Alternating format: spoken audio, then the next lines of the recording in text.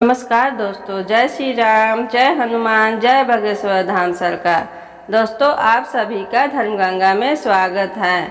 दोस्तों, जन्माष्टमी भारत वर्ष में ही नहीं किंतु विदेशों में भी उतने ही उल्लास और भक्ति के साथ मनाया जाता है। लड्डू गोपाल के भक्त पूरे साल उनके जन्म तिथि का इंतजार करते हैं और जन्माष्टमी पर बड़ी भक्ति भाव से लड्डू गोपाल के स्नान, पूजन और प्रसाद बनाकर उनका जन्मदिन मनाते हैं। हालांकि इस बार जन्माष्टमी पर बहुत सारा असमंजस है।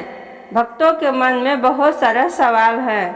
जन्माष्टमी 6 सितंबर को मनाया जाएगा या 7 सितंबर को।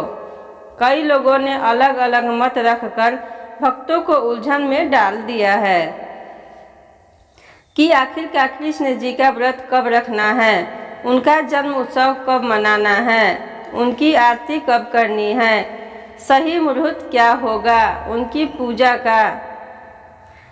इसके चलते बागेश्वर धाम सरकार के पास भी भक्तों की ओर से कई तरह से प्रश्न पूछे जा रहे हैं। इसीलिए गुरु जी ने सभी प्रश्नों को स्पष्ट उत्तर देने के लिए और भक्तों को उलझन से मुक्त करने के लिए सब कुछ स्पष्ट तरीके से बताया है। जैसे किस दिन व्रत रखना है, पूजन का शुभ मुहूर्त क्या है, किस तरह से विधि से संपन्न करना है पूजा, कौन से भक्त इस व्रत को कर सकते हैं और जन्माष्टमी के दिन कौन से कार्य अत्यधिक शुभ माने जाते हैं। यदि आप भी इन सभी सवालों के उत्तर जानना चाहते हैं तो इस वीडियो को अंत तक जरूर देखें।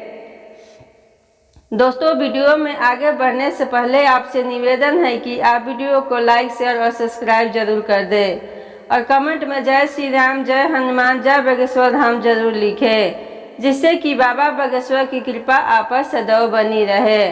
तो दोस्तों, चलिए वीडियो में आगे बढ़ते हैं। दोस्तों, गुरु जी बताते हैं कि कृष्ण जी का जन्म अत्यंत ही शुभ घड़ी में हुआ था।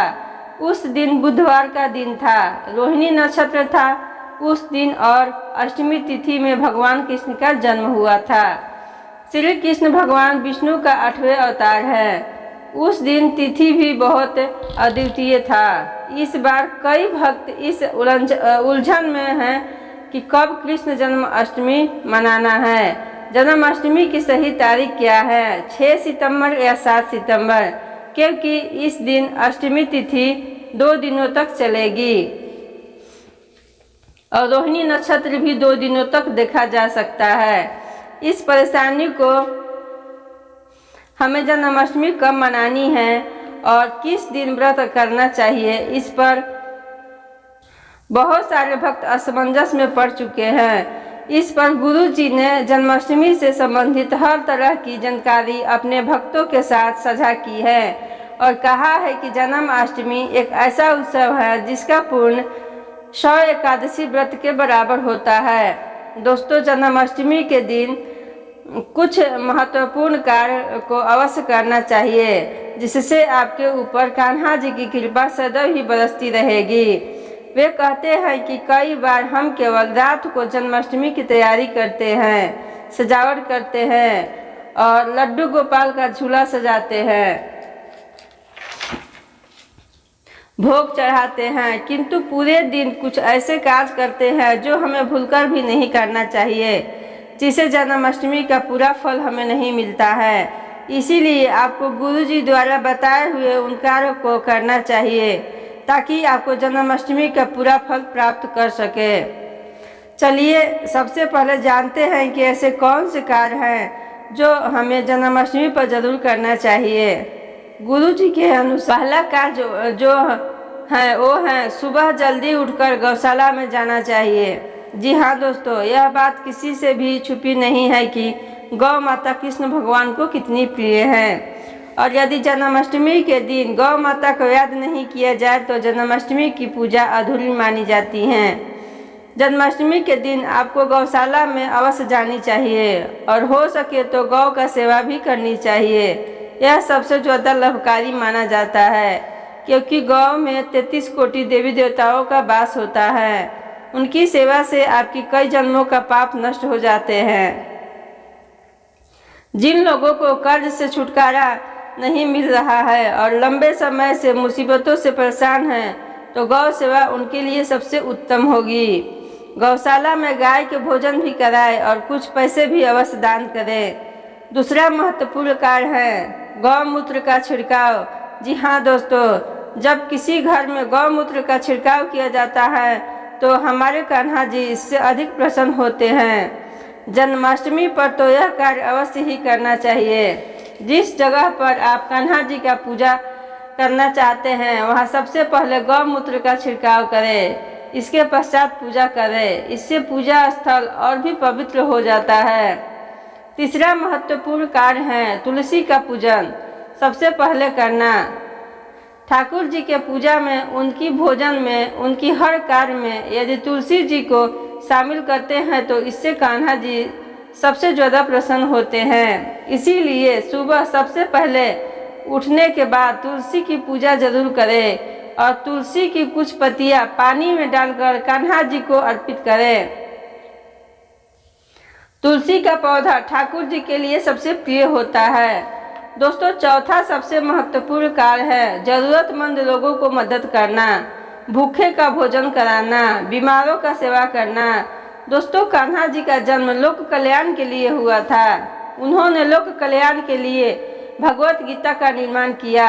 गुरु जी कहते हैं कि यदि आप जन्माष्टमी के दिन किसी भी तरह से किसी भूखे गरीब या जरूरतमंद की मदद करते हैं तो उससे कृष्ण जी और प्रसन्न होते हैं। इसीलिए जन्माष्टमी के दिन इन महत्वपूर्ण कार्य को करना न भूलें। आइए अब बात करते हैं जन्माष्टमी की तारीख कौन सी है, 6 सितंबर या 7 सितंबर, और पूजा का शुभ मुहूर्त क्या होगा, किस दिन व्रत करना है। गुरु जी ने बताया है कि इस साल का जन्माष्टमी और भी महत्वपूर्ण है।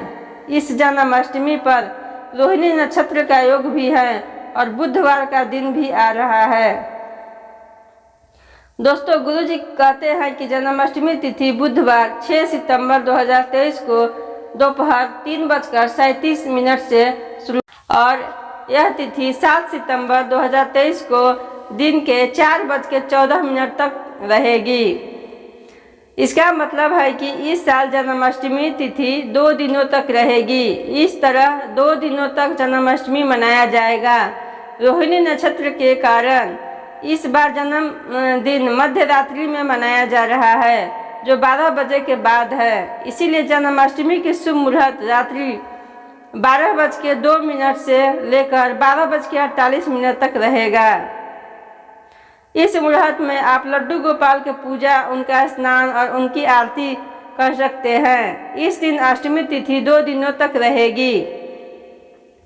इसीलिए व्रत रखने और जन्माष्टमी की आयोजन किस दिन करना है इसके बारे में गुरु जी का कहना है कि यदि आप गृहस्थ आश्रम से हैं, यानी कि आपकी शादी हो चुकी हो, तो आपको जन्मदिन 6 सितंबर को मनाना चाहिए। यदि आप वैष्णव समुदाय से हैं या इस्कॉन समुदाय से हैं तो आपको 7 सितंबर को जन्माष्टमी मनाना चाहिए। दोस्तों, गुरु जी कहते हैं कि यदि आप जन्माष्टमी का व्रत रखते हैं तो आपको 7 सितंबर से सुबह से रखनी चाहिए, क्योंकि रोहिणी नक्षत्र के कारण आपको व्रत के पालन दूसरी दिन सुबह में किया जा सकता है। हालांकि बहुत से लोग मध्य रात्रि में पूजा के बाद व्रत तोड़ लेते हैं, लेकिन यदि आप व्रत का पालन शास्त्रों के अनुसार करना चाहते हैं तो आप अपने व्रत को 7 सितंबर सुबह 6:02 पर ही खोलें। रात्रि को ठाकुर जी का प्रसाद आप अवश्य ग्रहण कर सकते हैं। आइए अब बात करते हैं कि पूजा विधि कि जन्माष्टमी में पूजा कैसे करनी चाहिए। जी हाँ दोस्तों, जन्माष्टमी के पूजा में सबसे पहले लड्डू गोपाल को स्नान कराया जाता है। स्नान के बाद स्नान के लिए दूध, दही, शहद, केसर और घी का उपयोग किया जाता है। इसके बाद कान्हा जी को साफ सुथरे वस्त्र पहनाए जाते हैं, उनके हाथ में बांसुरी दी जाती है और माथे पर चंदन का तिलक लगाया जाता है। सर पर मोरपंख धारण किया जाता है और उन्हें आभूषण पहनाए जाते हैं। दोस्तों, गुरु जी के अनुसार लड्डू गोपाल के प्रसाद में सबसे पहले तुलसी के पत्ते डालनी चाहिए। इसके बाद भोग में माखन रखनी चाहिए और इसके अलावा तरह तरह के मिष्ठान और पकवान, हलवा, फल, मखाना, सूखे मेवा का भी भोग, खीर पूरी का भी भोग लगा सकते हैं। पूजा की सारी तैयारी पहले से ही करके रख लेनी चाहिए, क्योंकि 12 बजे के बाद आपको पूजा शुरू करनी है। उन्हें झूला झुलाकर उनकी आगमन में गीत गाकर गीत गानी है, यानी कि सोहर गाकर उनका स्वागत करनी है। दोस्तों, जन्माष्टमी का शुभ मुहूर्त मध्य रात्रि 12 बजे से ही शुरू होता है, जिनमें पूजा करना और जन्मदिन मनाना अत्यंत शुभ माना जाता है। तो दोस्तों, आशा करते हैं कि आपको अब जन्माष्टमी की तिथि को लेकर कोई असमंजस नहीं होगी। उम्मीद करते हैं दोस्तों कि गुरु जी की बताई हुई ये बातें आपको ज़रूर पसंद आई होगी। यदि वीडियो अच्छी लगी हो तो वीडियो को लाइक और शेयर ज़रूर करें, ताकि अधिक लोगों के पास यह जानकारी पहुंच सके। और चैनल पर नए हैं तो आपसे अनुरोध है कि चैनल को सब्सक्राइब कर कमेंट बॉक्स में जय श्री राम, जय श्री कृष्ण जरूर लिखें, जिससे कि आप पर बाबा बागेश्वर की कृपा सदैव बनी रहे।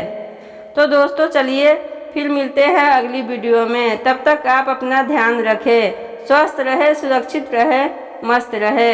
धन्यवाद।